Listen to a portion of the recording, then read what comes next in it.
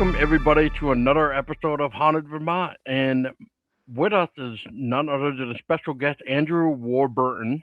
And I guess he's ready for war and he's going to be a Burton or something to that effect. Anyway, no, but so today we're here with Andrew because as you guys are hearing this on the day of International Fair Day, which I didn't even know existed until I started to look up these like interesting holidays, and International Fair Day just came up and I said, all right, I need to start finding people to talk fairies. And Andrew, you're one of the people that I reached out to. So thank you for your time. Yeah, thank you for inviting me on. Of course, yeah. So Andrew, real quick, since you're new to the Haunted Vermont show here, I always like to ask, the default question, which is what kind of got you into this. But I also had tried to see if people would reach out to see if they would like to submit anything regarding fairies for you. And this kind of sums up right in the way of my default question anyway. So Yeah. to my lovely lady Tessa, she also wanted me to ask you, so what made you want to start writing about fairies, and did you ever have an experience with one? Okay. Well, so I guess the it kind of goes back to when I was probably like like a little kid, and my mom, my dad, on separate occasions, I think they both took me to Cornwall. So Cornwall is this like a peninsula on the southwest of England. So I'm from England, just for anyone who doesn't know. And Cornwall is it sort of stretches out into the ocean, and it's famous for having a lot of sort of fairy folklore, um, and pixies are from Cornwall. Like Cornish pixies.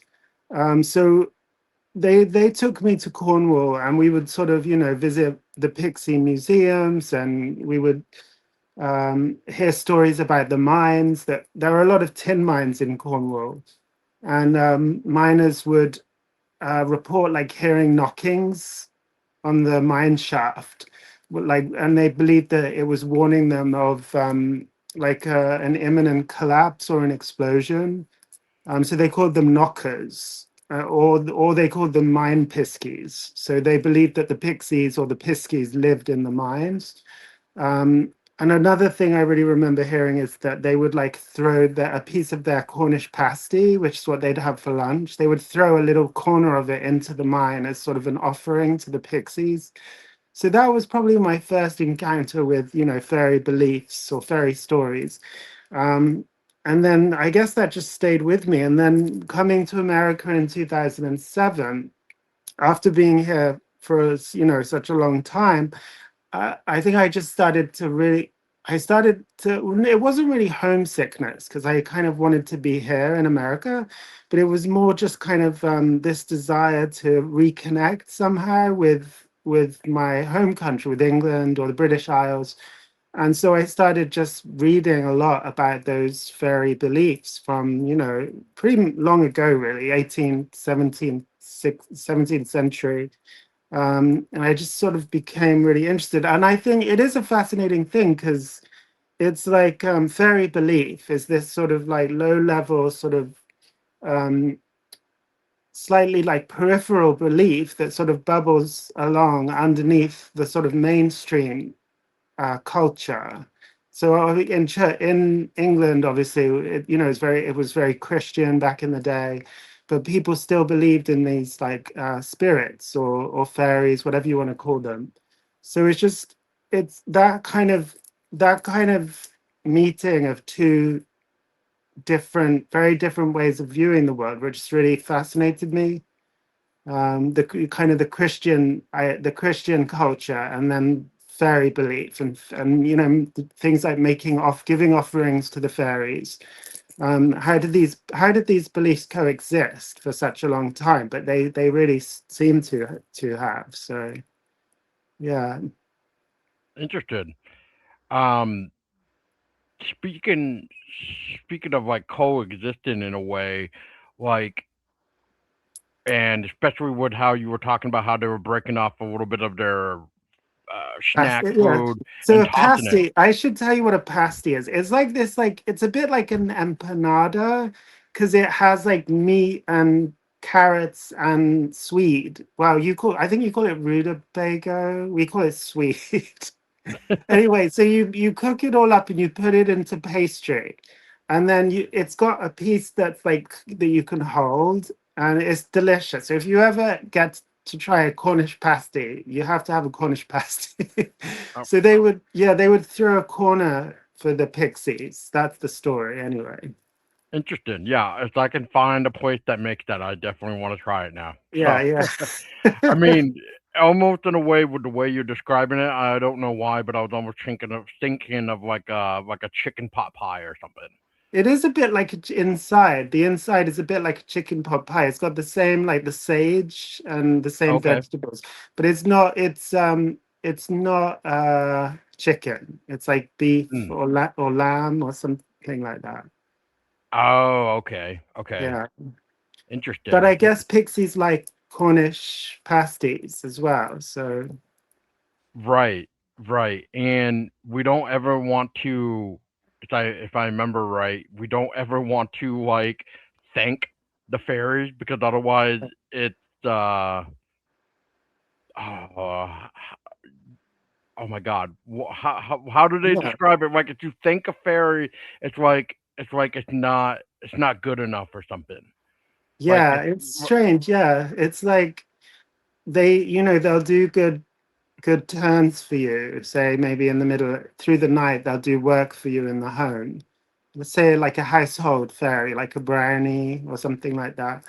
Um, they'll like do your chores in the middle of the night. Just I don't know because they love working maybe, and but yeah, if you try and thank them, or if you like offer them, because a lot of these fairies, for some reason, they're described as dressed in like rags, right, especially the household spirits, like brownies. They're often wearing rags. So if you think, oh, this brownie's been doing me so much good in the home while I'm sleeping, and then you think, well, I'm going to buy him a new clothes, they'll be very offended, yeah, and leave, and they won't do anything more for you. So it's right, it's yeah, they seem to kind of operate according to a different like economy or something than humans. Because for yeah, us, it's obvious. It's like if someone does it's a good term, we thank them with a gift. But with the fairies, it seems to be a different. bad thing. A Yeah. bad thing, yeah, Yeah, I mean, that might be a bad way to look at it, but it is odd because you and I, right? Like kind of like how you were just talking about. Like if you give me something, of course, we were brought up with manners. So of yeah. course I'm gonna thank you, and you're gonna say you're welcome and stuff like that, or vice versa. But if we do that, it's like, you don't want to do that. Yeah, I always found that fascinating with the fairy lore. So it does It make me is wonder true. how that the rules of the fairy kind of mm, uh play along with that. Like, yeah, like why do they get offended by that, especially when you're Oh trying to boy. be kind Yeah. Well, I think and I think we just have to acknowledge that they're not human beings. They right, they operate according to a set of their own rules, I guess, which we don't fully understand. And those their behaviors, like even talking about them like this would probably be offensive to fairies, right? And according to the law, the fact that I'm talking about like this, but I'm more of a folklore researcher, so I do talk about the fairies.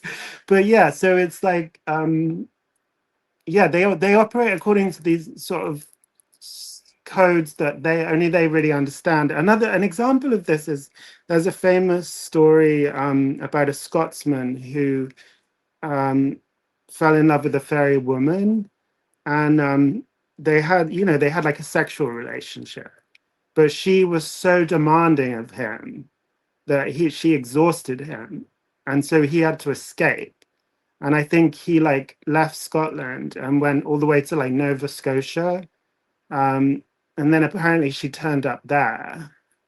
So that's another example I would say of like in human beings we generally tend to understand like what the other person wants, and we give back in equal measure, and we try to stay sort of, there's always cases of like, dependency or one person overwhelming the other or whatever, but it seems like with fairies there is that, just like, it's overwhelming. It's like she'll exhaust you. Do you know what I mean? Like you'll never be able to satisfy her. Right, right.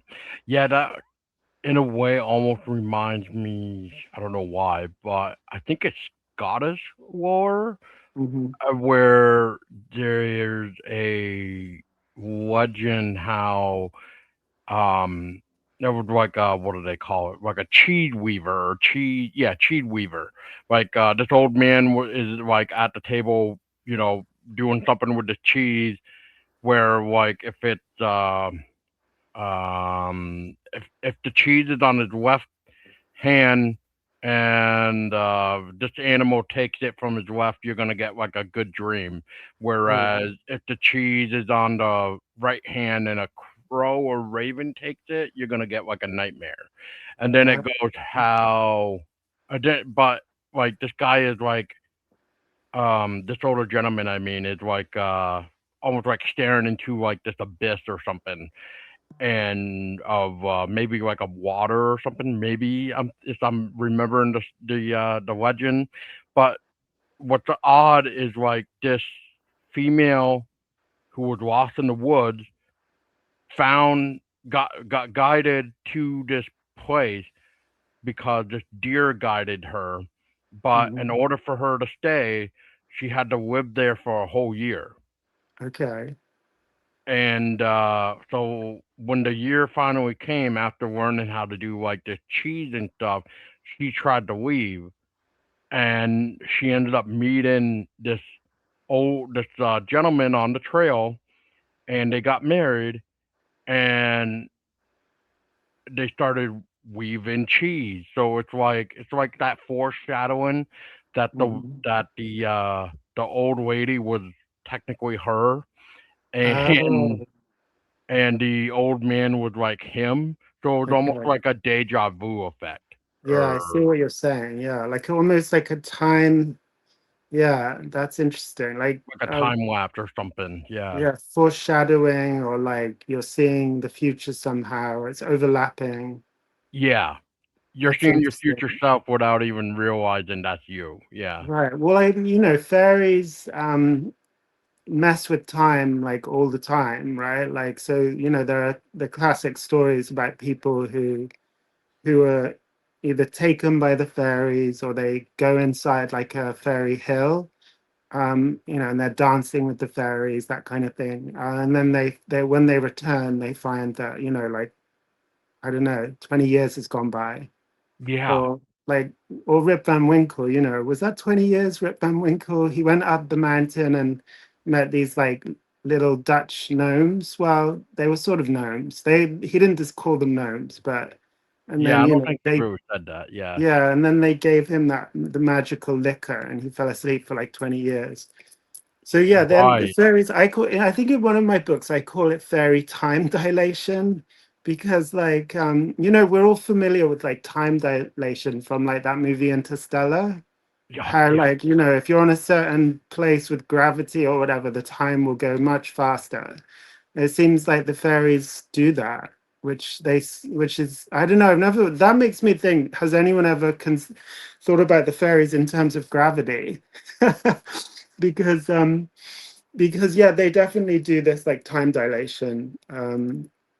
I mean, there's a story in my book in Fairies of Northern Appalachia coming out on July 28th, where it's about a German man who gets stolen by the fairies in the Blue Mountains. She's like this. Yeah, that's it. Oh, good job, thanks. And he goes missing as he's crossing the Blue Mountains, and then I can't remember how long. I think it was more like 50 years in this story. Because when he comes back down again, his fiance is like an old lady with gray hair. And hmm she's been waiting for him at the bottom of the mountain this whole time. And yeah, and he explains that like the fairies took him inside the mountain. interesting. Yeah, that story is from the sometime in the 1900s. It's not clear. it's not really totally clear whether it's an authentic Pennsylvanian folktale or whether it's some sort of literary embellishment or whether someone maybe took the core of a folktale and then embellished it because they printed it in a newspaper. So you never really know. You just can't tell because he gives his source, but he doesn't name the source. He just says, "Oh, it was a little old lady who told me this story." But Yeah. Well, you get that even nowadays, right? Where sometimes some people don't want to give their name because they just don't want that reputation to be known as that, or the ridicule of it all and everything yeah, else. But like like for the amount of time that I've been doing this haunted Vermont thing, depending on who is around me, but I've been called the ghost guy now from yeah. people. So, and I don't really know if I like that, just because I feel like I'm like, yeah, I mean, I like the subject and all, but I don't really know if I would be considered the ghost guy because Yeah, that totally reminds me of my friend Sam Baltrusis because he started off as a journalist and then then he'd always had the experiences with the paranormal, and then he started writing the paranormal books, and he became the ghost guy. So, and it's like he's wondering, it's like I don't know, because I was in a journalist and now I'm the ghost guy. I mean, I'm the fairy guy now. Someone called me that the other day. They were like, you're my fairy guy. So I guess that's my fate, is that I'll be the fairy guy. well, I mean, we'll bring it up. No, we'll bring it up again. But this one right Yeah. here, this is technically your third book now, right? Yeah, and I'm excited about this one because going into Appalachia, everything is so rich in Appalachia. The folks tales, the beliefs, the history. Because these people who lived in the mountains there, they were kind of cut off. They didn't Right. have, a lot of the time they didn't have electricity for a long time. They were very like self sufficient, and they kept a lot of the old ideas from like Scotland and Northern England, and Northern Ireland, like just so, things like talismans. So Mm, you find sort of beliefs about, like, say, a rowan branch, which is like a very old talisman that would protect you against fairies back in like Scotland.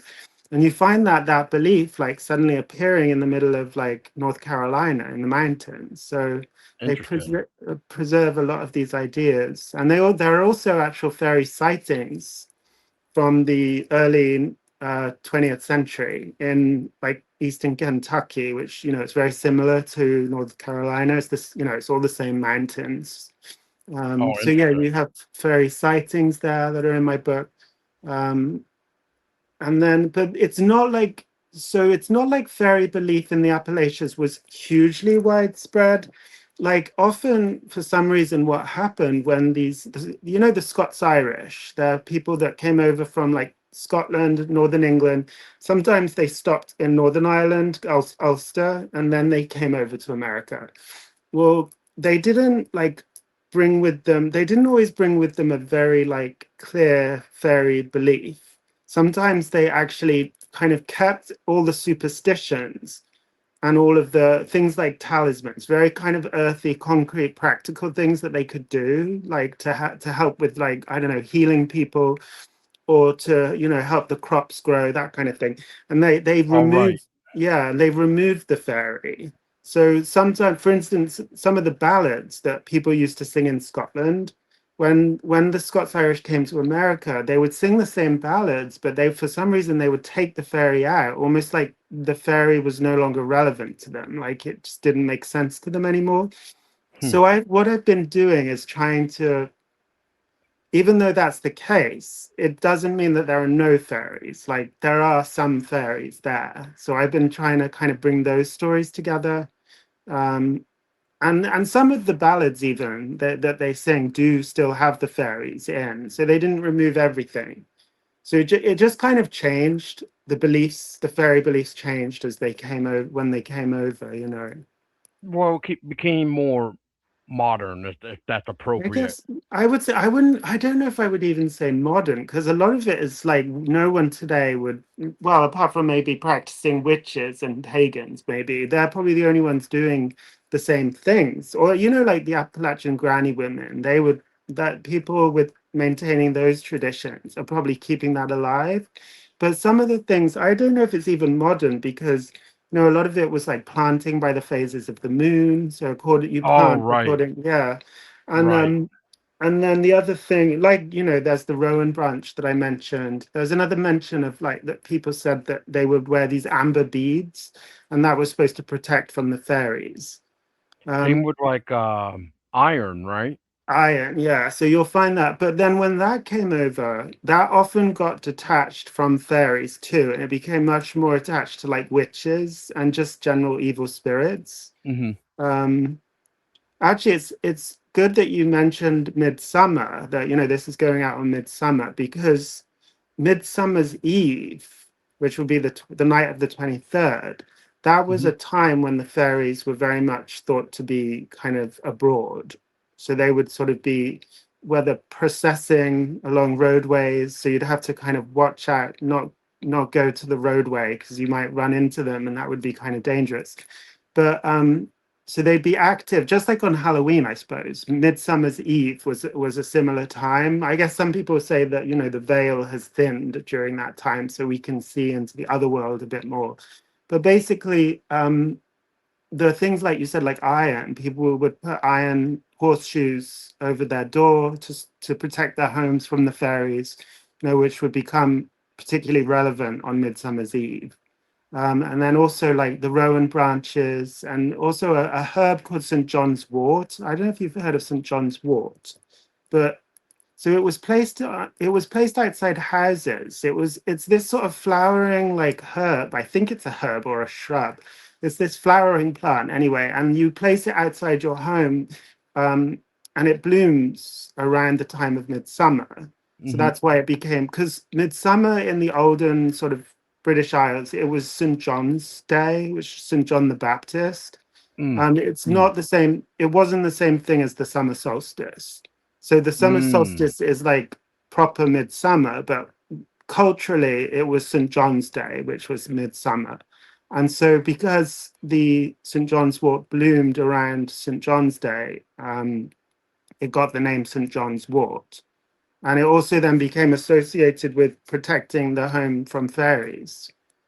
So Right, yeah, right. yeah, Yeah, I think I think you may this sound this is probably going to be the stupidest question ever asked, but it's just more of curiosity for me because yeah, when I hear people sometimes talk about fairies or fays, because it all depends, especially like with some of the way the spelling is, right?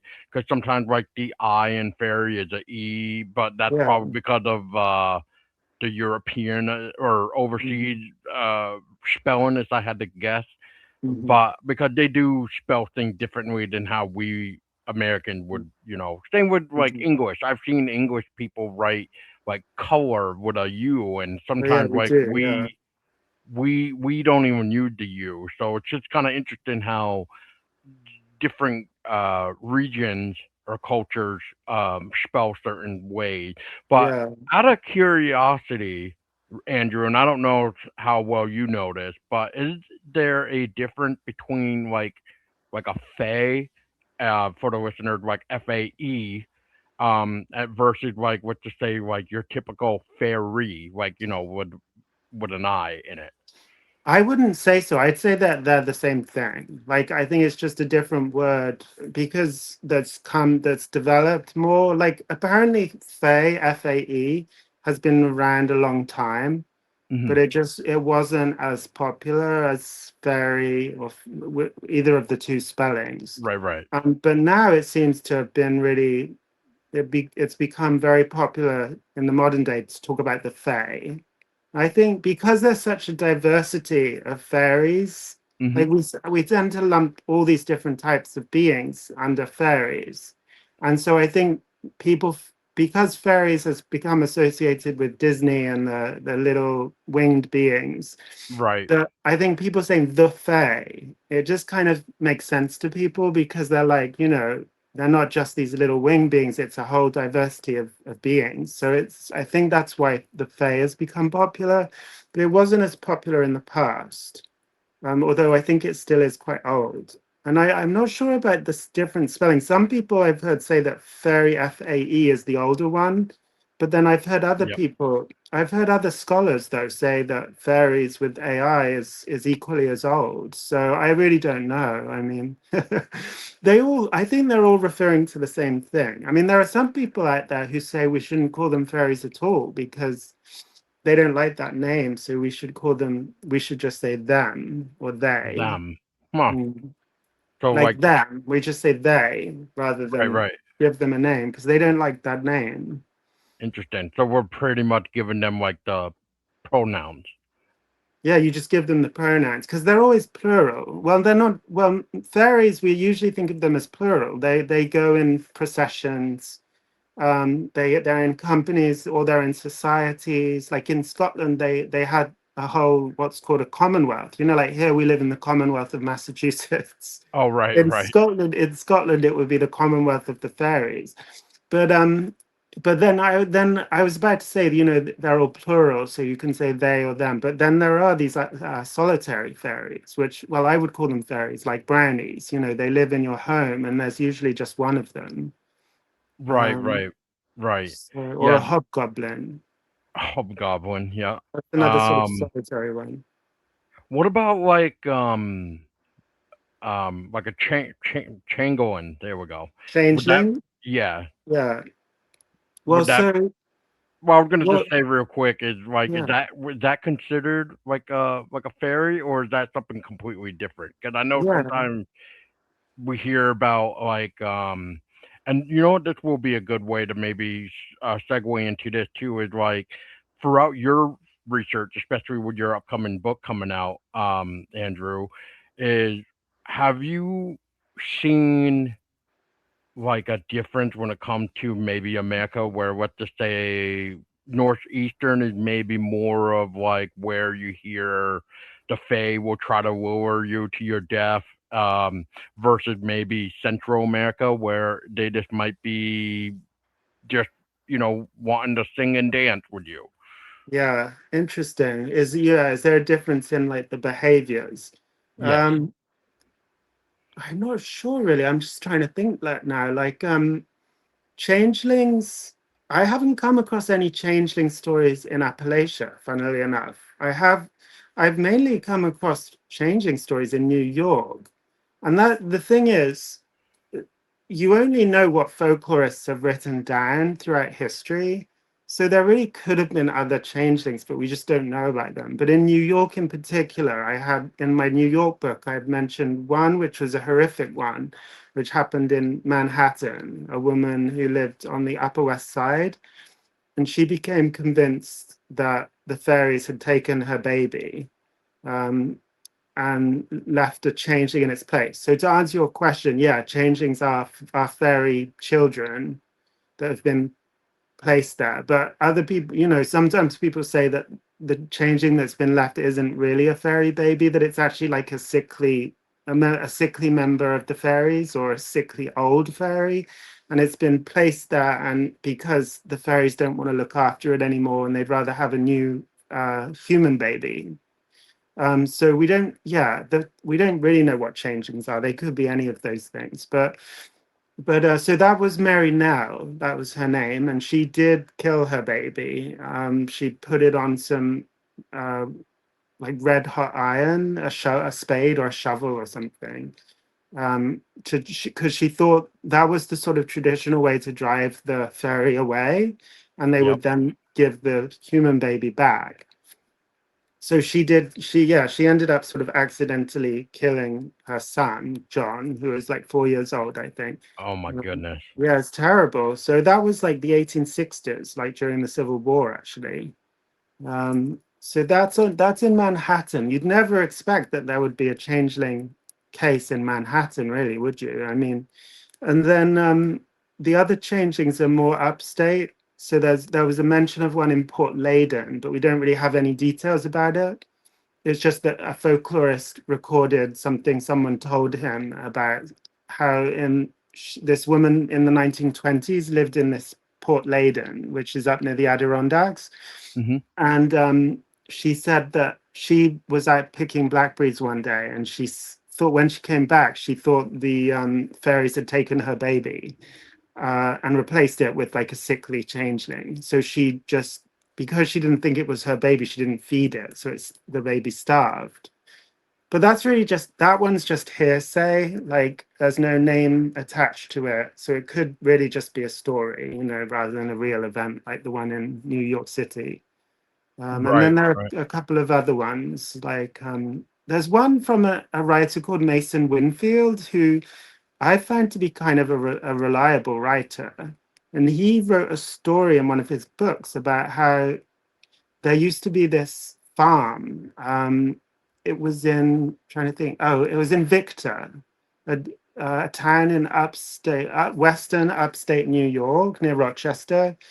And Oh wow, way over there. yeah, Okay. really way up there. And he said that there was like a farm, and for some reason, like it had a lot of Irish farmhands, and for Hmm. some reason, this farm would sort of glow this like eerie green at night. And the Irish farmhands were started to call it the fairy farm because it would glow this green. And apparently, the people who owned the farm, they believed that their daughter, well, I think he says that their daughter had Down syndrome. And Mm. so they thought, because I guess these sorts of old fashioned, sort of antiquated ideas about disability or whatever, they thought it was a fairy. So I'm not, they, I don't think he said what happened to the child. But I really want to get in touch with Mason Winfield because he's been a good source for other stories. And I want to know where he found out this information about the fairy farm. Because I think I would love to know where he got that. Because now the whole place where this farm was is just highway, pretty much. Interesting. Like, so I'd love to know where he found out about this fairy farm. I wonder if it might be on like newspapers.com or something, or some sort of Well, I old. did, yeah, I did all that and I couldn't You did find all anything. that. I did all that, I Interesting. couldn't find it, but then it would be hard to find. And also, I don't know if it wouldn't necessarily make it into the paper, I don't think. You would think that, but I mean, we have stuff from like the 1800s where, nowadays we call Bigfoot Sasquatch, but back in the Yeah, day it would be the Wild Man and stuff Wildman, like yes. that. Hmm. So, or Ape Man or whatever, but mainly it's like Wild Man. But like when I was going back through some old Vermont newspaper stuff, I found like a Wild Man tale from like October of 1879. Don't quote me on Yeah, that, but yeah, yeah, it it's was good. interesting. Um, but it's what I found interesting about this particular one though is like if that was 1879 where the two hunters supposedly stumbled upon a wild man, they shot at it because they were trying to bluff charge them. But then like in November of 1943, we hear about this hunter that was supposedly squeezed to death by a bear. Oh, wow. Okay. So, but ironically enough, if you look at these areas, they almost coincide with one another because like that's how close they were. So you So it think the makes story is like maybe like one is based on the other one? or because of it being 1879 and this guy's incident that happened in 1943, like it would validate that maybe these Sasquatch Bigfoot are actually teaching the young ones as they're growing to know like, hey, this is a hunter, like don't bluff Yeah, charge it, like yeah, because the gun is bad. yeah. And so it makes me wonder so the way I'm looking at it is if this hunter back in 1943 saw, let's just say for the example here, because I don't know for sure, but I can just only go by the newspaper clippings and his actual death certificate, which on the death certificate basically even says he was attacked by a bear. Oh. Uh, so let's just say for the example here that let's say this hunter from 1943 did in fact encounter a Bigfoot, right? Hmm. Now he would have shot at it because they did find a empty bullet shell on the ground. But if this thing didn't go down and killed him by what to say squeezing him to death or whatever, it's almost like some I don't know. The whole story is weird because Yeah. when they found his body, his rifle was leaning up against a tree, 70 Okay. feet from his dead body. That's weird. If he was had shot at it, Right. well, So yeah, that is weird. Why yeah, would he? Yeah, why would he lean up against a tree? exactly. A true hunter. What I mean, I don't really hunt, but from what my dad and grandpa have told me a long time ago, it's like if you're gonna shoot at something, make sure it's actually dead. Keep the gun in your hand until you know it's dead. Yeah. So what happened? I don't know. I mean, it's just weird. Um, Yes. but yeah. So anyway, sorry for the little tantrum there, but that's why I'm just thinking like, you know, like just these weird old stories like you're kind of putting it. It's like I wonder if Yeah. one could be tied to something, especially around a general area. Yeah. Yeah. Exactly. Well, so it could be. Yeah. I mean, it does make me wonder, did Bigfoot encounters get reported as bear encounters back in the day when people were trying to make sense of them? Oh, totally. It would have to like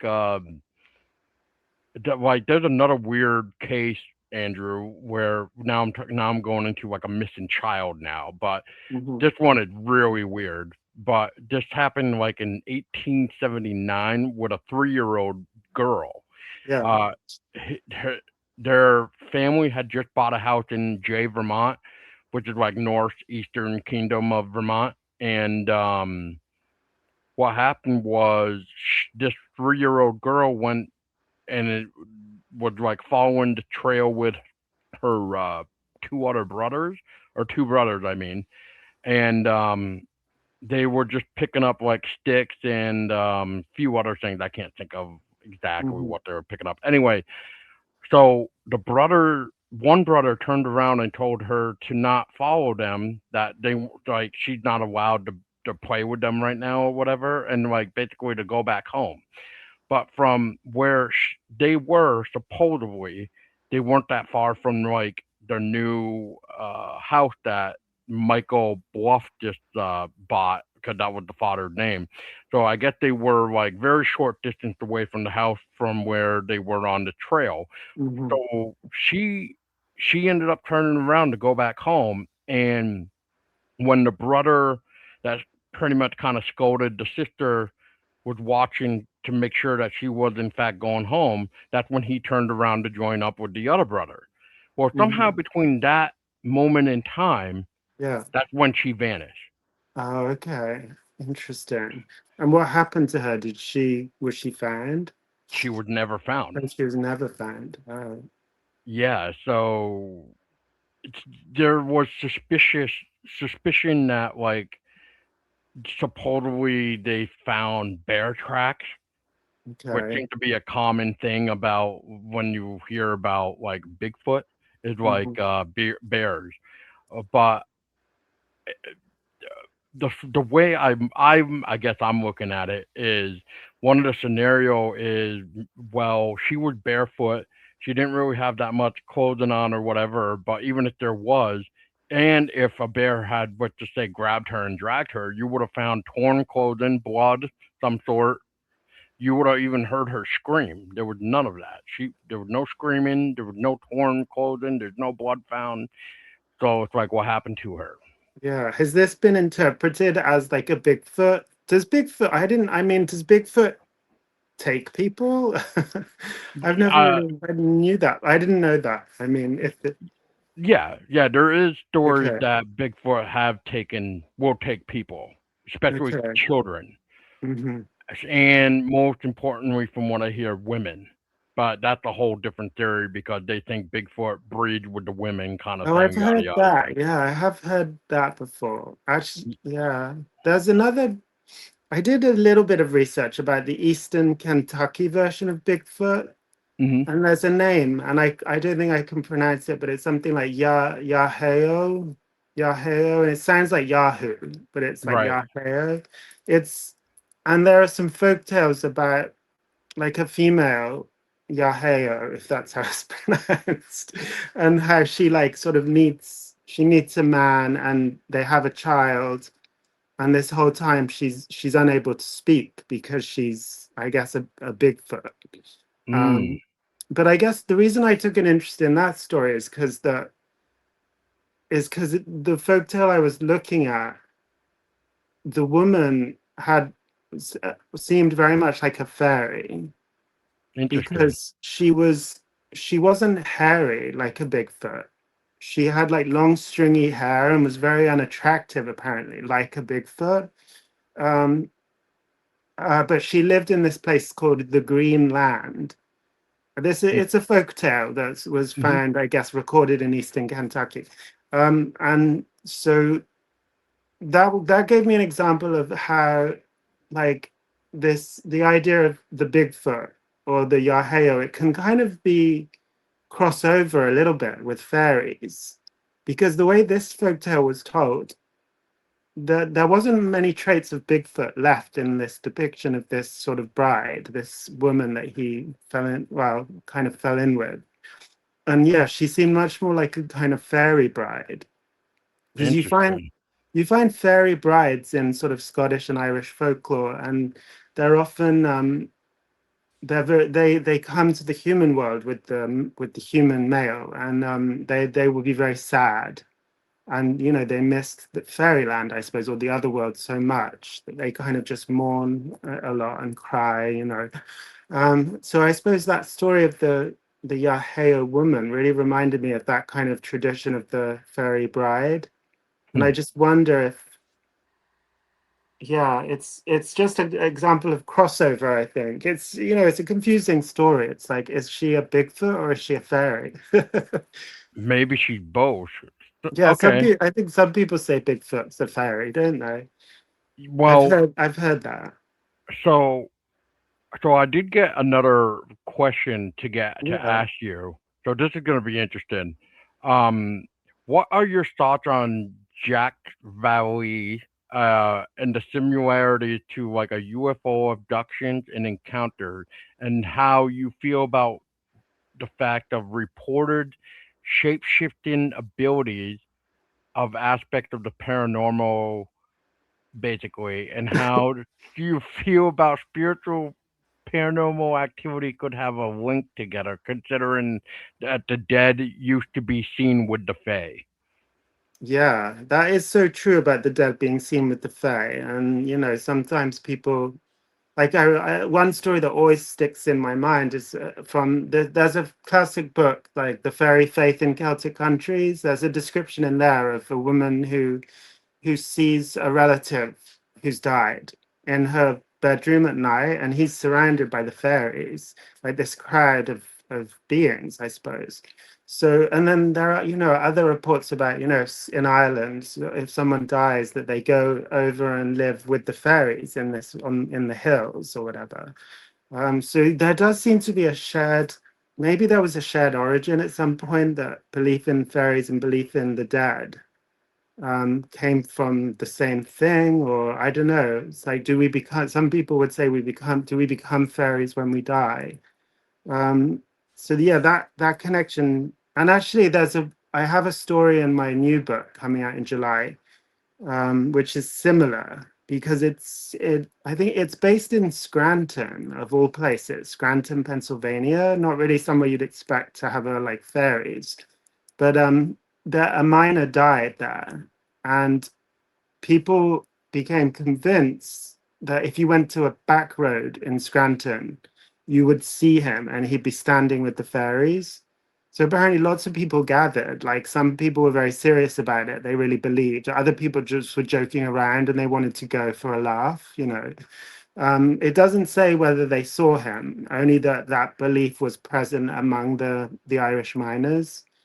So again, but yeah, it's that connection between the fairies and the dead sort of appearing together that obviously made it over here to America, to Pennsylvania as well, with the Irish, I suppose. But what was the question again? It was what did I think of? Um, Jack's Valley in the similarity to like UFO abductions yeah, and the supported and the and the reported shapeshifting ability because they say sometimes like fairies can shapeshift into like what to say Bigfoot or other cryptids per se yeah. because it's almost like they're trying to I don't want to say manipulate, but maybe they're trying to put like that fear in you to maybe be left alone. Mhm. There's definitely, obviously, yeah, similarities between fairy belief and the UFO stories. I mean, it's obvious. The obvious ones is like shining lights, Oh, like like will the wisps. yeah, and well, that yeah, exactly, and like little gray man. I mean, so it does sometimes feel as if like the whole UFO phenomena is like it's like a repackaging or a repetition of older folklore, just like in a different form, maybe modernized for America. So yeah, it does. There does seem to be some similarities, and the way that people describe people who see fairies today, the way they describe them is not really very similar to fairies from, the olden days. So Right, right. they see them as like floating orbs in the woods. And sometimes if they get close enough, though, they might see a humanoid figure inside the light with wings sometimes. Um, so that is a very common experience. People all over like New England, Appalachia, New York see these orbs, these, and not just through a camera lens, like literally out in the woods. Um, Yeah, and spook lights yeah, like or ghost lights. Yeah, ghost exactly. lights. Yeah. But I don't know. I feel like it's even more intimate than that because ghost lights. You sometimes see them in the distance, and like there's the Brown Mountain lights in Yep. Appalachia, North Carolina. But you see, those are seen in the distance, and they might hover over the hills. But the ones that people see that they call fairies are much more like close. They come really close to them, and it seems like they're interested in the people. They're interested in people, and they want to come and look at us almost.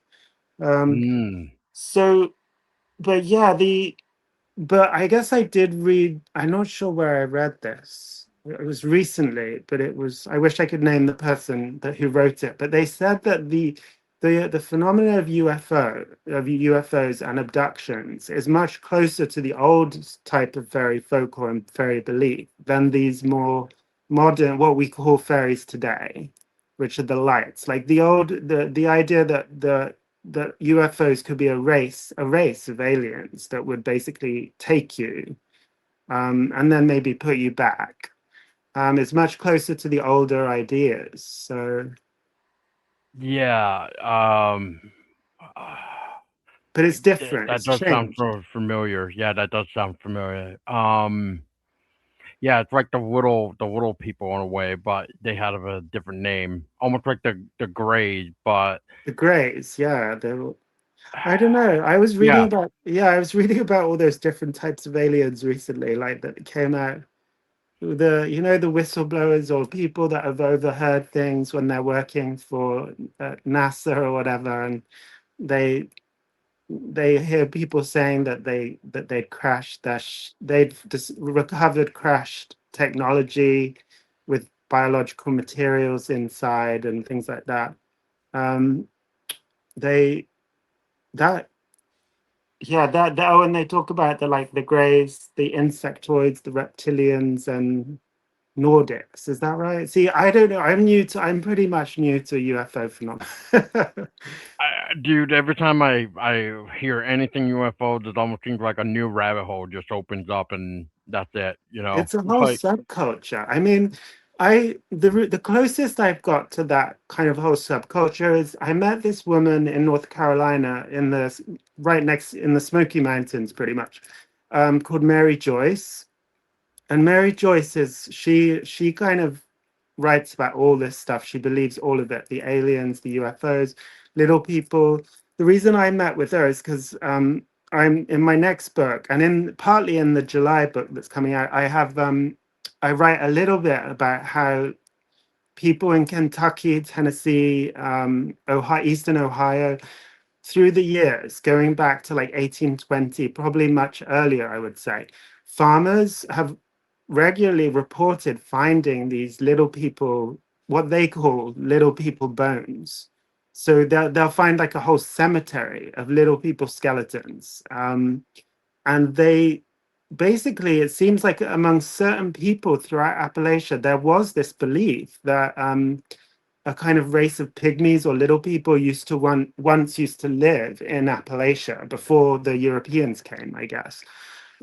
So that's why I was interviewing Mary Joyce, and uh, she's a total, believer that there were these little people.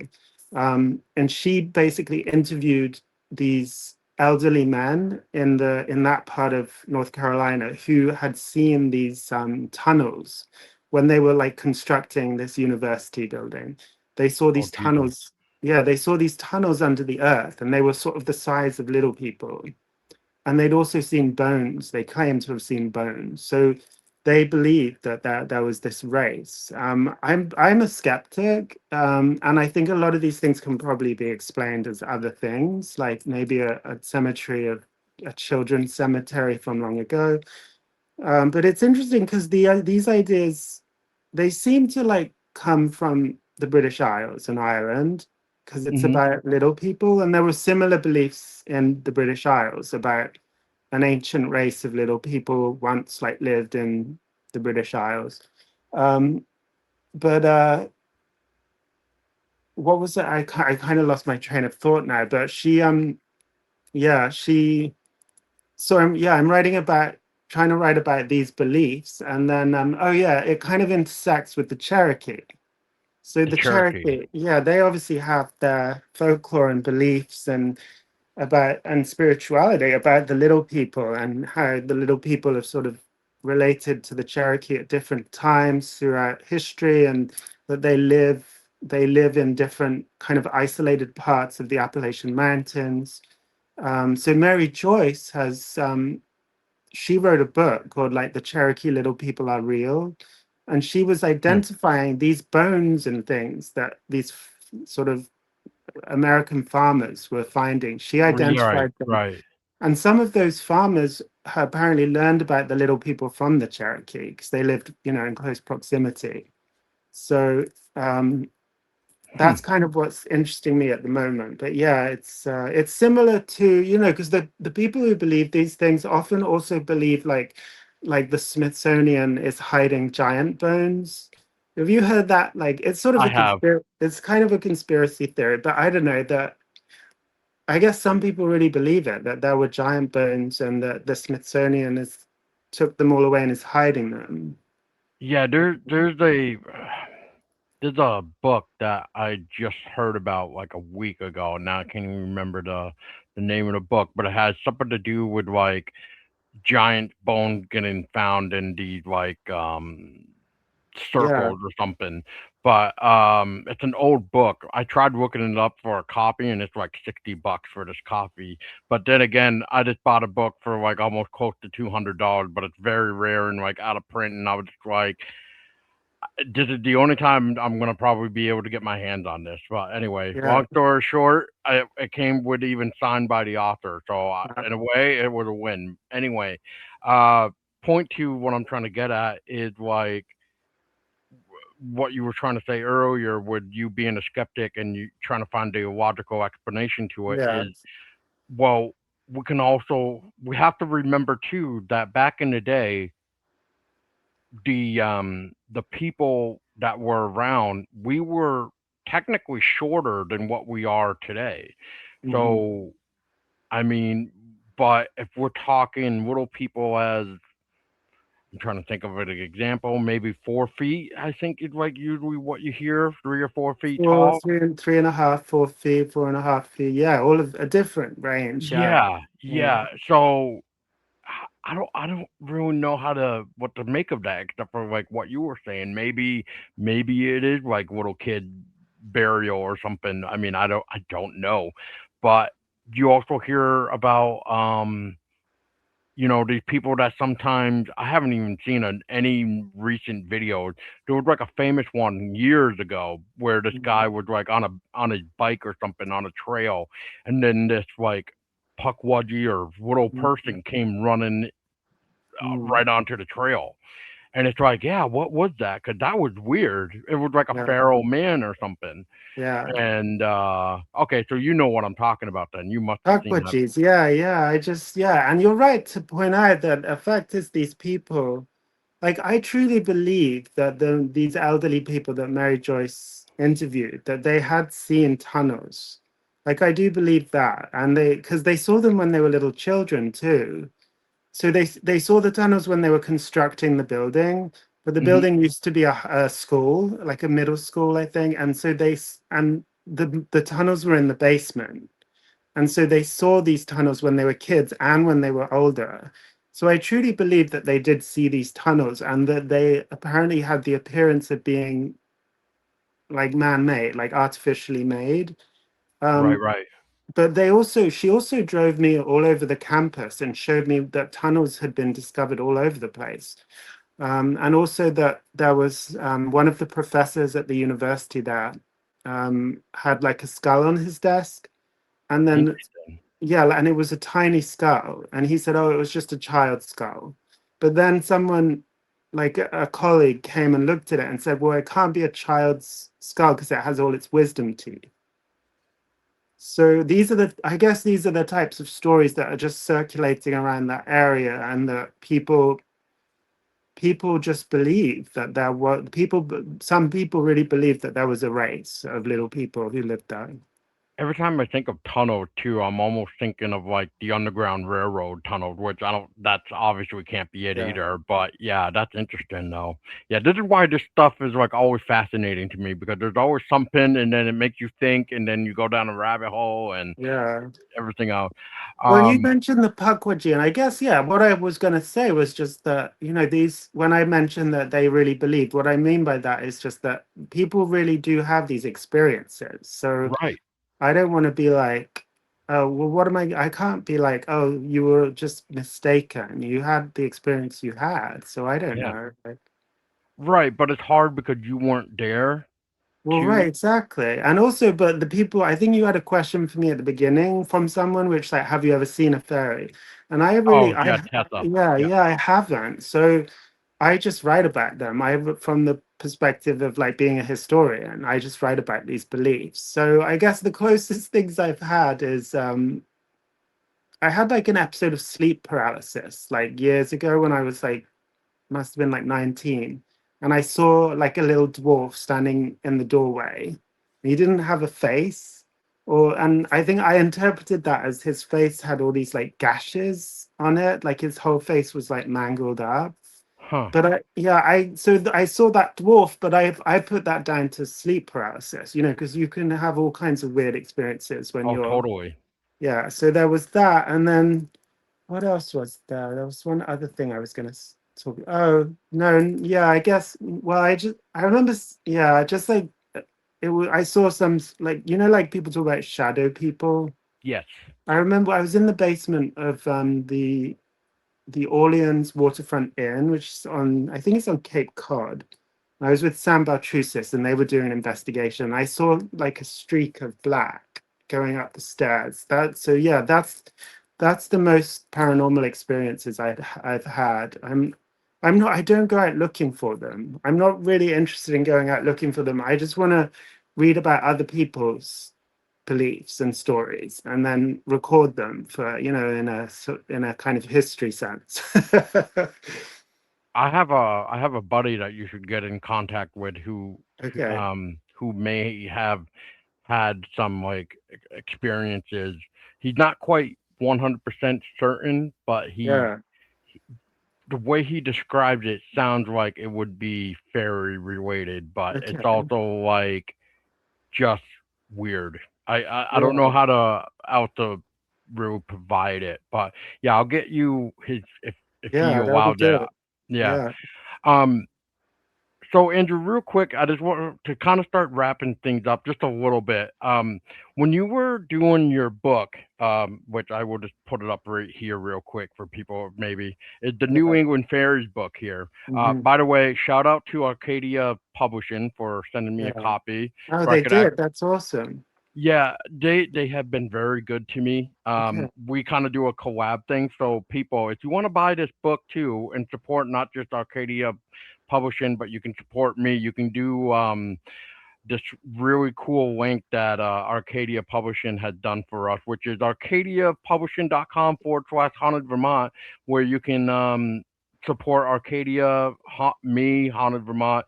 Otherwise, you can use like checkout code haunted Vermont at checkout, and you can get like 20% off your entire order. So do That's that. excellent. Yeah. Yeah. So, and I mean, you can also pre-order Andrew's new book right now too. Which, by the way, we'll just throw that up here again for the Yeah. video people.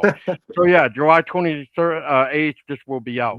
So I can't wait to dive on this one. So, but yeah. So real quick, Andrew, since this is Vermont related too, because I Mhm. don't think I said beyond haunted Vermont. But even though I probably should have said beyond. I should have realized it was going to go all over. Yeah, yeah, yeah. But anyway, just real quick. So when it came to write in Vermont section, Mhm. obviously there was some um connection between Vermont and the New Hampshire because it's literally right on the border. Yeah. So I guess what I'm trying to figure out is from your perspective, and I think the reason why I said iron is because, and I hate to do this to you, Andrew, but when you were maybe checking out like Lake Champlain, I'm gonna butcher the fairies, Manugamasuk. Is it the Manugamasuk that were on Lake Champlain? the one that like go invisible or turn their boat over so they can't be seen. Yeah, yeah. Yeah, um, that was interesting, by the way. Yeah. So anyway, well, I guess what I'm trying to figure out is one, what was it like trying to hunt down stuff for Vermont for fairies, Mhm. obviously? Because we did have, I'm going to butcher his name too. Hang on one second. Arthur Dowell, Arthur Conan Doyle. Doyle, yeah. Yeah, Yeah, yeah. he wanted to try to collect stuff about it, but he obviously failed to do that. But that's why we were left with like the Abenaki stories, which is fun nonetheless. But I think the reason why I brought up Iron too. Not only did you mention that, but I think it was also because did you hear anything during your research for Vermont about how up in the northern eastern kingdom there used to be iron there because of the whole glacial lake that we have, Hmm. and there used to be iron there, so Okay. therefore like um, Oh, you saw, is that why there aren't as many fairies in Vermont? I don't know if I want to say that, but is that why maybe they may have shifted toward Lake Champlain? Hmm. Possibly, yeah. I mean, so there was like, was there iron mining up in the northeast of Vermont? Was there? There Is was it? some mining going on. Yes. Okay, interesting. Well, yeah, they don't like iron. I mean, yeah, possibly. I think that, but they're also the Manuka were are attract. They live in water, so they would be attracted to Lake Champlain, whatever. They live. They live in water and in the rivers as well, like the Connecticut River. Um, what's the other? The Saco River. Yep. Yeah, and is there another river in Maine that's like famous? I can't think of it off the top of my There head. probably is, but I can't think right now either. But yeah, so Um, they live there, and also that's the Abenaki that would first encountered those little people. Um, so that name Managamasa got translated as water fairies by like right. American folklorists. So people still sometimes use that term, but and then the Mohawks on the other side of Lake Champlain also encountered little people in Lake Champlain. But Would that be the they New York side? that would be the North New York side, yeah, and they would Okay, have called them something different because they had a different language. So they probably called them stone throwers, which is that sounds right. yeah, they were the Mohawk little people. As like they called them stone throwers. They would throw stones and things, but they didn't live in water actually. So I guess it could be the other type of little people that lived in. But anyway, it was apparently it was some Jesuit priests were coming down, accompanying a party of Mohawk men, Hmm. and the Jesuits recorded how the men went to the shore of Lake Champlain and were sort of leaving offerings for the little people in the water, and then they took the flint because they wanted the flint to use for arrows and things. So Mm. if you were to take something from the landscape, you'd want to leave an offering to the little people. Um, so yeah, definitely we could call them fairies or little people on both sides of Lake Champlain. But I don't know about yeah, I did like you pointed out, I had problems finding more European American references to fairies. Like I think I said that in the chapter. But there were lots of witches and ghosts, obviously, Yes. and throughout Vermont, apparently. Well, the reason why I bring up the northeastern kingdom is so I would butcher the name of what the lake is called, so I always call it Glacial Lake. I'll send you Okay. the details later of like what it's Yeah. actually called. Uh, but anyway, we have a legend, and I cannot find the meat to this legend to really back it up of like Mhm. where it came from. But we supposedly have a water witch here at Oh, this wow. glacial lake, Oh, and so it it had gotten me into this specific area for a few reasons because of mm, Dogman, some Dogman stuff, that missing child, um, and just a few other things that just make me scratch my head. Like, have uh, you heard of Bronswick Springs here? no. Oh man, dude. So Brunswick Springs is very well known for like the Abenaki thing, if I remember correctly, because Okay. this water was split into like 7 or 8 different type of minerals, but the Okay. Abenaki would tell the white settlers, because that's how they call us basically. So I'm just trying to say that to the audience too. I'm trying to Yeah. keep it to the way that they would look at us back in the day. They forewarned us, and you kind of hear this about it all over the place, where you don't want to be greedy and sell this healing water, as they kind of call it, like a Oh, healing okay. water. There's a story or legend, because again, I haven't found any proof to this either, but supposedly this guy was trying to bottle up this this spring water, the Brunswick Spring, which is also was mentioned in Ripley's Believe It or Not a long time ago for the eighth wonder Okay. of the world. Oh, And if wow. anybody's wondering why I'm looking, it's Is because it my your cat? cat. It's because of my cat. He's climbing up stuff, and I'm trying to make sure he's not gonna knock anything over, as I have to go grab him real quick. But anyway, so this guy bottled up this water and tried to sell it. He even tried to build on top of the land. Well, at the legend or story of the Abenaki would go is this building burnt down, not just once Okay. but twice. So cursed land? Is it the Yeah. cursed land? Like, is it like the land in general? Like, what's going on? But either way, the guy failed to sell it and was not able to build on this to basically sell it anyway. But so I guess what I'm trying to get at is I was reading back in the day that there was some mining. There was iron apparently, not anymore. But you're surrounded by this beautiful glacial lake right by this. Glacial Lake, like south of it, is that Brunswick Spring, which is Mhm. divided by the 7 or 8 different type of minerals.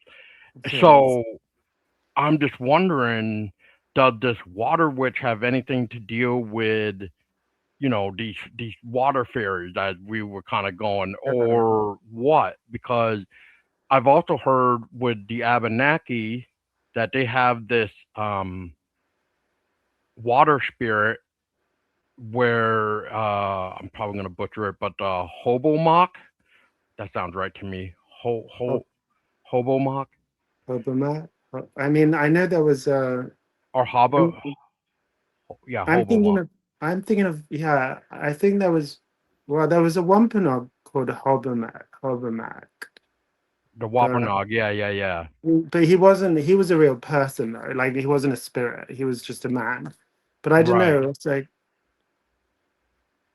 Yeah, that's why. yeah. That's why I'm like trying to delve into this No, because but I think your thing about the witch is really interesting because well, as soon as I hear water witch, like my fairy, I'm thinking fairy because like a lot of well, because that would be a witch. Is it a witch who lives in the lake? yes, If it's a witch that lives in the lake, then she's not really human. Humans don't live in lakes, and a lot of fairies when they came to when people told stories about fairies in America, they often substituted the word witch because people believed in. So fairies kind of became witches over here to some extent. So when I hear water witch, I'm thinking kind of fairy. So I'll have to read more about her for sure. Yeah. so I don't have the book in front of me to really say, so I'm gonna go off memory. But the water witch is supposed to be this water witch that's supposedly supposed to lure you to like your doom, basically, which we hear about with fairies.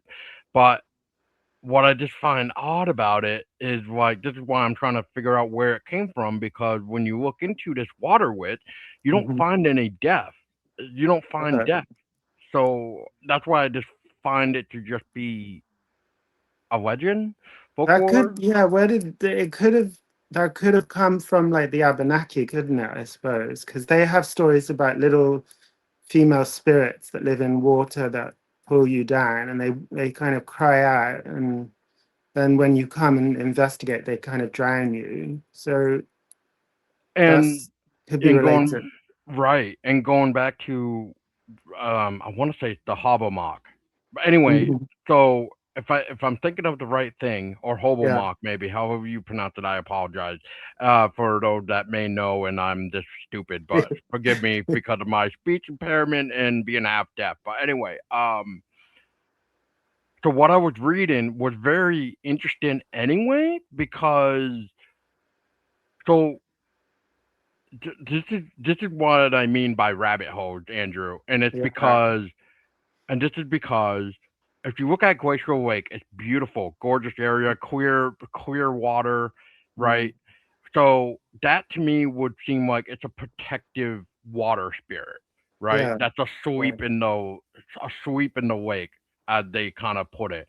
Because the other way that I read about these Abenakis is the way they look at it too is it's a sweep, but once it awakens, you don't you could get like a 50-50 side of the spirit. So Mhm. the 50 side, this one side could be like a spirit where it protects the land.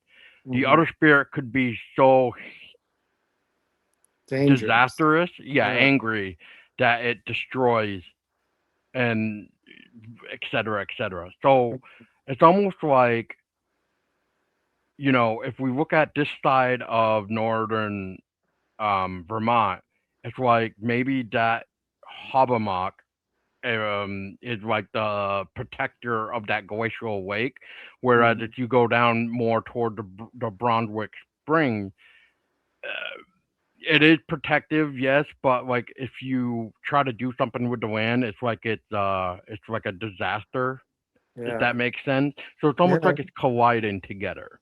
For I don't know if sure. that Yeah. makes any sense, but yeah. It does make sense. And like the fairies will help you one minute, but if you cross them, they'll burn your Right. house down. Pretty if much. you if you build your house on a fairy pathway, because the fairies have pathways through the land that they like to follow, and if you build your house in the way, they will burn your. There is, I think, there is a story about them burning a house down a number of times because of that. So that makes me wonder if we go back to that side of the coin with to say where if if these fairies were helping with to say the fairies were helping this person trying to say like, hey, this is what this water is good for, but Yeah, don't but sell it. right, yeah. So Yeah, keep it would for yourself, use it for yourself, for your family, but don't sell it. yeah, or you can mention it to other people but don't sell it, you know? Yeah, It's yeah, like yeah, that. yeah. It's like the what do they call it? The fountain of youth in a way. Like you can talk Yeah. about it but you can't really want to sell it cuz bad things happen to good people. What to say. But but yeah, it's just interesting because I didn't think if you had a chance to check out the northern Vermont I side no, I because didn't really. Yeah. Well, so what I got to remember this is Glacial Lake with the Water Witch, and then the springs is Brunswick Springs, I will send Brunswick you all the Springs. details, Okay. my friend. I'm gonna Yeah. look it up. I'm gonna go to Glacial Lake probably now. Although it's very Oh, far north. so beautiful, man. Yeah, yeah, You would love it. yeah. Um, but before I let you go, man, I mean, I guess the last thing I got to share really is, and we're trying to find the story behind it, but unfortunately, the link to the Button Bay stuff Hmm. is no more. Ah, But so I know around Button Bay Park or that's National right. Button Bay Park, Yeah. um, we have this strange, I don't even want to say button rocks. I don't know, buttons of Yes. rocks. Yes. Yes. Yeah, where I guess if people want to know, think of like a rock, but like a hole in the middle. And anyway, Yeah. it's said that the fairies made these Hmm. and et cetera, et cetera. And I guess we can go into the fact of like what you were saying earlier, where you don't want to take from the land, kind of thing. Yeah. Yeah. Um, so I guess what I'm trying to get at is Hmm. for my train of thought here is a long time ago, 1962, I believe it was like Girl Scouts from like Ohio or something. They came Hmm. in like they took some of these Button Bay buttons, Really? uh, and they took some to Ohio. Well, anyway, they ended up bringing them back, I guess. Thank Okay. thank goodness. But I mean, That's fascinating. Why did they bring them back? Did they say or? that's what I'm trying to remember because like some of it was claimed that they just wanted to return it because they didn't feel right to have it. Good. Yeah, that's good, I guess, right? Well, yeah, but what it almost makes me wonder like what Yeah, compelled something. them. Yeah, something bad happened. So the I think the Abenaki believed that they could take the rocks, these concretions, buttons, because they were good luck and they were made by the fairies, and the fairies had sort of left them for them. But that's one thing for the Abenaki to do that, knowing how what to give back or knowing how to honor them, whereas we don't really have that knowledge anymore. So just to come from Ohio and take them and leave, potentially a bad idea. Yeah. Yeah, that's where I wish the link still was still around. I'm trying to look because I did so for people that are watching listening to this, if you go to hauntedvermont.org, I actually have a review probably up by the time this is up too. But I did a lovely, or I find it to be lovely, but I mean, I did a review for Andrew here for his New England Fairies, A History of the Little People of the Hills and Oh, Courts. wow. Thank you. Um, you're welcome. But let's see here so I can find something real quick. Right here. In 1962, the International Girl Scout Roundup took place in what is now Button Bay State Park in Virginia. That event celebrated the 50th anniversary of the Girl Scout organization. Over 10,000 Girl Scouts from around the world camped together on the beautiful point overlooking Lake Champlain. Of course, you know that the state park rules forbid the removal of any item from the park, including the Button Bay buttons, which is what I was talking about, which is clay deposits formed over time in the floor of the lake. The Girl Scout Roundup in 1962 preceded the formation of the park, so the collecting did not break any rules.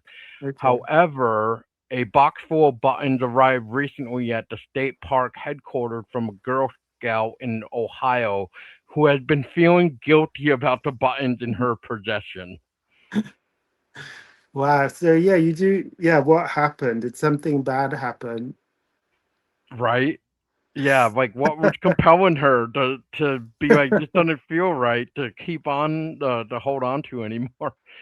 Um, maybe she forgot to leave an offering. I don't know. I mean, if it Maybe. is Yeah. true, but I mean, anyway, Andrew, I just thought all this is fascinating anyway. So, Yeah. um, I guess to wrap it up too is like, was there anything in Vermont while maybe searching for Vermont that was maybe challenging and or you couldn't put into the book, Um. or should I say that was not able to make it on the cutting room floor, basically?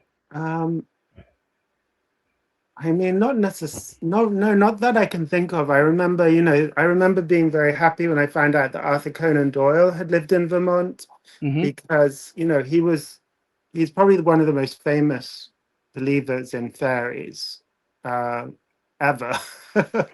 He wrote about them. He truly believed, and even when there were these girls that tricked him with these hoax photographs of them playing with fairies, he believed they were real.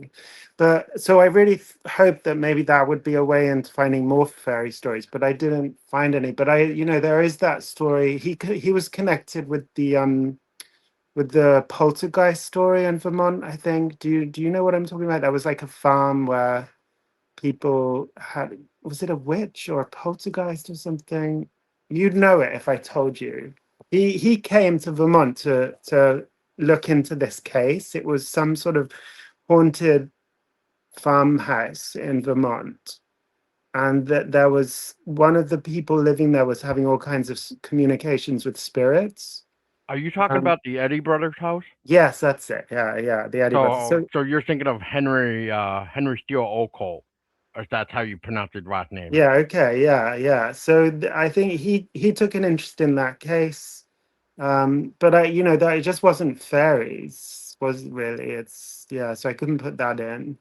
Oh, the mediums, yeah, the Yeah. Eddie Brother mediums, yeah, the Mhm. spiritualism back in the day, yeah, yeah. The only other farm that I could think of would be down south where it would like rain in pebbles or Oh something. wow. Okay. Yeah, that's one of the stories too. Just like there's a farms down south where all the farmers' cows were electrocuted to death. Hmm. Oh wow. With Yeah, so, no one knows why, or yeah, nobody knows why. So they okay. kind of chalk it up to say it was probably aliens, really, like or some sort of UFO that just electrocuted them all, which Okay. isn't really rare when you think about that with UFOs, cows. So yeah, we There's a always hear. there's there's a very famous book. So I guess this is the closest I can get to answering your question. There's like a very famous book. I'm not going to say what it is because I don't want to call out the writer, but basically, like, it's been very popular, this book, and it includes a story about, like, oh, actually, maybe it was one of this person's other books, but it included a story about little green goblins running after a carriage in Montpelier, which is a town in Vermont, right? And Yep, I that's looked, our state capital. yeah, so I was like, oh, this is a great story. I should put it in New England Fairies. But then when I looked into it, I realized that it was actually taking place in Montpellier, in France. Oh. So it had been reported as a Vermont story, but it was actually a French story. So that it was yeah, it would have been a good story to put in. Yeah, totally. Yeah. Yeah, I don't know if I know who you're talking about, but I Okay. don't know if that's good or bad, but yeah. Yeah. Well, all right, Andrew. Well, before we do go, you know what? We kind of talked about it, so we'll just say it again. You have a upcoming book Fairies of the Northern Appalachia coming out, the history of the little people of the mountain, July 28th again. Um, I guess with that being said, I think it's fair to even say at the time of this release too, you also have an event coming up with your buddy Sam. Yeah. For those wondering, it's called Fairies, Castles, and Monsters. It's a book launch for Sam's new book, And Haunted Castles hopefully, of New England. yeah, hopefully you're going to be there maybe too, seeing as it's close to you, right? Yeah, man, I was just talking to Sam about this. I said, Yeah. if anything, I might be able to just be there for your lecture because I'd love to Okay. meet both of you. Yeah, for So, sure. yeah, but for everybody else, yeah, it happens on August 15th, which is a Saturday, and it runs from like 6 p.m. to midnight. You can get tickets for just the lectures. There's lectures and investigation, and then you can do lecture investigation, and I think it's the add-on where you can do the overnight stay inside the Mhm. castle. So. Uh, don't miss out on that. That sounds like a great event. I'm totally gonna have to get tickets. I just need to figure out the the the ticket thing because I'm Yeah. kind of confused right now because Okay. when I looked at it, it said you're getting a purchase of two. So I don't know if that means two tickets or if that just means because of I'll have to have a word with Sam and see what's going on.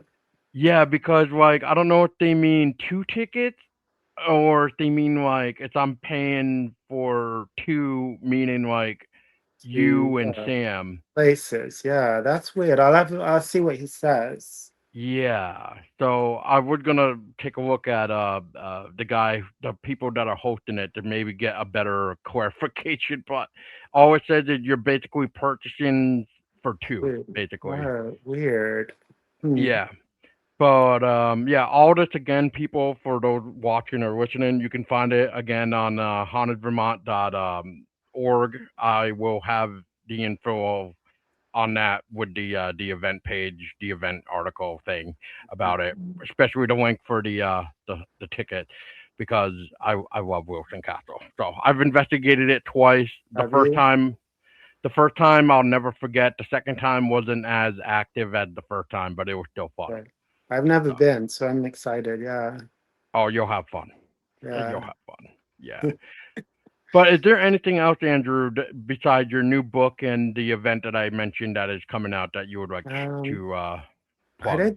don't think so. I just now I'm all excited about to research that water witch story Yeah, in Glacier Wake Lake. So yeah. will be whatever the hell. I'll Oh, send it so to it's you. not okay. Yeah, yeah. So I'm interested in that. No, other than that, nothing else. Yeah, just tour All right. going around. Yeah, thank you for very much for having me on. It was great chatting to you. Yeah, no problem. And I guess the last question, Andrew, for everybody is if people are interested to keep up with your work, where can people, follow Oh, yeah. along? So there's feriesofnewengland.com, which is where I put up blogs about more kind of in-depth stuff, like different things, and I've got my events listed on there too. Nice. Yeah. Uh, Well, there you go, everybody. I'll have everything in the show notes anyway, as far as I can and everything else. But yeah, support the event. I will definitely be there for maybe just the lecture, but mhm. who knows? I mean, I like investigating too, so and it's been a while, and I kind of have that itch, so I might have to cave in on that too. So we'll see. Sure.